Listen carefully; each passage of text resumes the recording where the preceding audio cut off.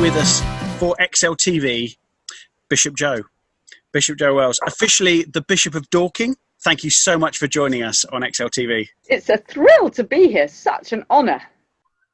Well, that works both ways. You're going to join us for a game later on, is that right? Yes. Okay. I have some things here related to that. I'll show you later. I have too. I'm not really looking forward to it. We're going to ask you some questions now. Who's going first? Yes. So my question for you is, how have you found lockdown as a whole? Generally, how have you been? How have you found lockdown? What a nice question. Thank you, Beth. Do you know, on a personal level, lockdown has been okay. And there are even things I've really enjoyed about it. I've seen much more of my family, and surprisingly, I really love my family, even after we've been locked down together. We got a puppy. Actually, we got the night of lockdown. So that has dominated our lives, and it means that I have to leave my desk and run outside, usually to clear up a bit of a mess, every couple of hours at least. But I should say too, lockdown has been really hard work, because there's been so much going on church-wise. I mean, that's really exciting. But in a time of crisis, leadership is really important. And obviously that's part of my role. Yeah. I'm also very aware that lockdown has been a nightmare for a lot of people, complete nightmare. And that sort of stirs the heart and gets one kind of girded for action to try and help people out, really. Milo, you've had a puppy as well, haven't you, during lockdown? Yeah. What kind of puppy, Milo? Border Collie. Okay, ours is a golden retriever. Oh. And she was teeny when we first got her, and she suddenly feels huge now, but is not yet full size. Is about half size, I guess. Mm. Wow. Quite naughty. Is yours naughty? Yeah, quite a lot of the time.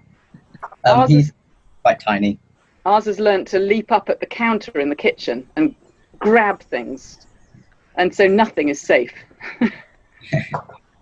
Like when babies learn to walk, it's just like they grab everything in their reach. Everything's a danger. Yeah. So did you always want to be a bishop? Oh, Marcus, where do I begin? I never wanted to be a bishop. I never wanted to be ordained, but these things happen, and certainly at each step of the way I discerned that God was in it, and that's why I'm a bishop. But really, I wouldn't long to be a bishop. Much as I love serving God in the place He's called me, and I think this is the right place for me to be just now. It's jolly hard work. It feels like a lot of responsibility, even lying in bed at night. I'm kind of thinking about things and feeling responsible and never saying enough prayers, really. Do you know, when I was at uni, I was really struggling to work out what I should be doing with my life. I knew I wanted to serve God, but I didn't know what on earth that meant. Believe it or not, I was studying chemistry and biochemistry, and it didn't really suit me, quite frankly. I wasn't doing very well.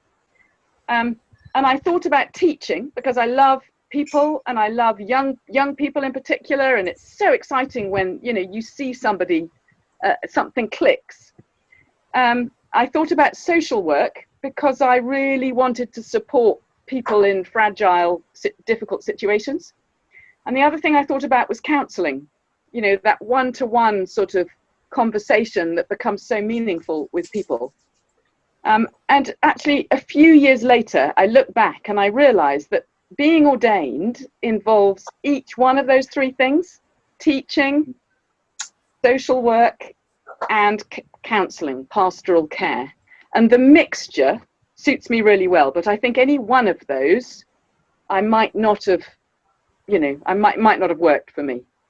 Yeah. So it's amazing how, even though at the time I was really confused, when I look backwards a few years later, having hung on, it all made sense. Yeah. And I think that's often the case when we walk with God. You walk by faith, sometimes a little bit feeling a bit blind at the time, but if you look backwards, you can see God's hand and God's faithfulness. How did you become a Christian?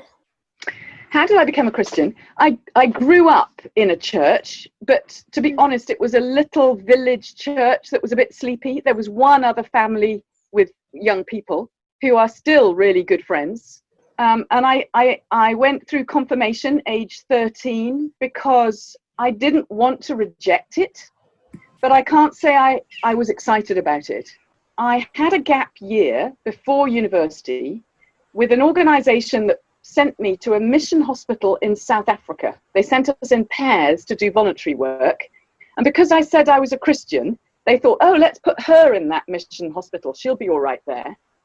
Surrounded by Christians, and in particular some missionaries who'd given their lives to serving in this rural, remote area. But it was the local South African Christians. They were a tribal group called the Xhosa. Did that clip come across on XLTV? Xhosa. I really worked hard even to say that word and to learn it. Can we just try that? Just try it again. So say it again. I'm going to ask everyone else to say it in a minute. Okay, yeah, go on then. Xhosa. That's a tribe spelt Xhosa. And in the local language, the X is always a click. Click at the sort of back of your mouth. Actually, there are 3 clicks in the language. I won't go into the details, but this one is the hardest one. Xhosa. Okay, you ready? 1, 2, 3. Xhosa. Anyway, it was, to be honest, these were some of the poorest people I have ever met. They were rural, tribal, less educated, but unbelievably skilled in the practical, important things of life, growing their own food, engaging in community, working hard together to make life fun, frankly, but living in mud huts that they built themselves. Such a privilege to get to know these people, many of whom were Christians who had given their lives to Jesus. And my goodness, I realized that they were rich and I was poor. And suddenly the gospel made sense, because I was envious of these people who on the face of it had very little materially and yet had everything spiritually. Beautiful people. And I've never forgotten that experience. It helps me to understand why even in the West, where we are relatively well off, it doesn't necessarily make us happy. Yeah. You know, happiness is about God's blessing and knowing the God of all blessing, really. Yeah. So it goes really deep for me. It's not about superficial things. Why does Dorking get its own bishop, or is that does it mean something else? You know, Bethany, I'd like to say Dorking gets its own bishop because Dorking is really important, but that makes it sound like I'm really important. Actually, it's a historic thing. A bishop always has a town or a city, usually a historic one, after which they're named. You can't be the bishop of nowhere, if you see what I mean. And because there are 2 bishops in the Diocese of Guildford, there's already a bishop of Guildford, then I think they chose the next best town, frankly. Do you think? Yeah. Yes, very But I much so. also think somewhere in the medieval period, there was a bishop of Dorking. And so historically, it sort of looks like there's continuity. Yeah. It doesn't mean I work just for Dorking, but it does mean I hold you particularly close in my heart. We'll take that. What's very odd is that I don't live in Dorking, because people expect me to live in Dorking, and I've always felt a bit bad about that. So if you could persuade me to move, yeah, and you want a puppy in the neighbourhood, you'll come. Actually, something I wanted to ask, it was something that Ruth brought up last week. She was saying that a bishop's surname, that when you sign letters, she would sign Ruth Horsham. I have to say, occasionally I do that, but yeah, I don't worry too much about it. Yes, but that is supposed to be an official thing that Yeah, bishops often yeah. sign. And if you're a really posh bishop of one of the really old dioceses, it's even in Latin, Steve. So get that. You write the Latin name of the town. If she's Ruth Horsham, not Ruth Horsensium or something. Wow. Have you got used to the bishop gear, like the hat, the necklace, and the gown and the ring, or does it still feel really weird? I think the answer to that, honestly, Mary, is yes and no. When I put the hat on, which is called a mitre, my kids still tell me I look like I'm wearing a tea cozy on my head. And it's quite helpful, to be honest, to remember that every time I put it on. to stop me taking myself too seriously. But the great thing about it is it folds flat and it lives in a suitcase or sometimes in my briefcase, and I only get it out very occasionally for a confirmation or for in one of the churches that takes robes terribly seriously. And yeah, I do have those other robes. Sometimes the kids tell me it looks like I'm wearing the sofa or wearing the curtains. Those are other rude comments I get. But I also think to some people, they're really important. So I try to take them seriously. For some people, it is a sign of the beauty of God. If for some people, they glimpse something about God through me, then I'm going to take that really seriously. I actually think that's how God works through all of us, that others get a glimpse of God through each of you. What do you see God doing as you travel around the diocese? Do you know, I would say to you, Zeke, there isn't a day goes by when I don't feel like I get a glimpse of what God is doing, usually in the lives of individuals. In one thing I would say, when we feel challenged about something that brings us to change our life. I mean, an example would be feeling challenged recently by the George Floyd episode and the movement now after him of Black Lives Matter. I feel so deeply challenged and ashamed that, you know, we are part of something that does not honour some of the children of God. And that brings me to want to repent and change my life. And I see that all over the diocese, partly from people who are horrified to discover the racism that they're part of. So that'd be one thing, when lives are challenged and changed. Another thing would be where people respond to some sense of call from God and do remarkable things. And it's when people are remarkably generous, or else say to God, here's my time, here's my money, here are my gifts, I'll give everything to you. And then the third thing I would say where I see God at work is where lives are turned around that did not know God and are transformed by the touch of God. That might be a situation of healing.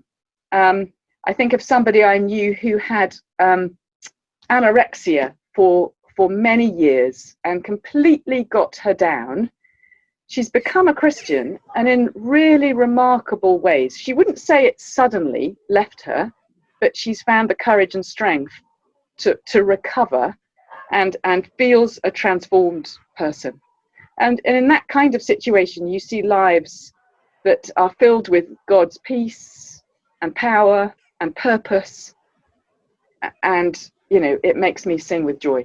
And I regularly see that all over. That is the privilege of my job, traveling around, probably. Have you noticed God doing anything during lockdown? I would say we have. I think I gathered the other day that church attendance, now it's a funny thing, attendance, isn't it? When you're watching XLTV, do you call that attendance? But engagement with church has increased by 40% in the last 3 months. That's like the church is almost half as big again as it was last March. And whereas I think in our society, about 10% of people claim to be Christians, I understand that about 70% of people, according to a recent survey, said they have been praying to God during lockdown. I think it's only in really difficult circumstances that we pause to say, oh, maybe I need to turn to God. Maybe there's something I want to ask God. It sort of makes people pause and think.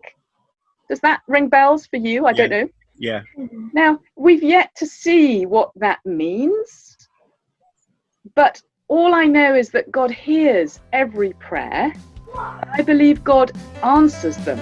Not always in the way we see or imagine, but it's almost as if they're stored up and there will be a response to that. So let's hold on and see. I don't know, to be honest, but I do think something remarkable is happening. Bishop Joe, thank you so much for joining us for XLTV. You're going to join us later for a game, so we'll see you again soon. I won't go away. Okay. Fantastic.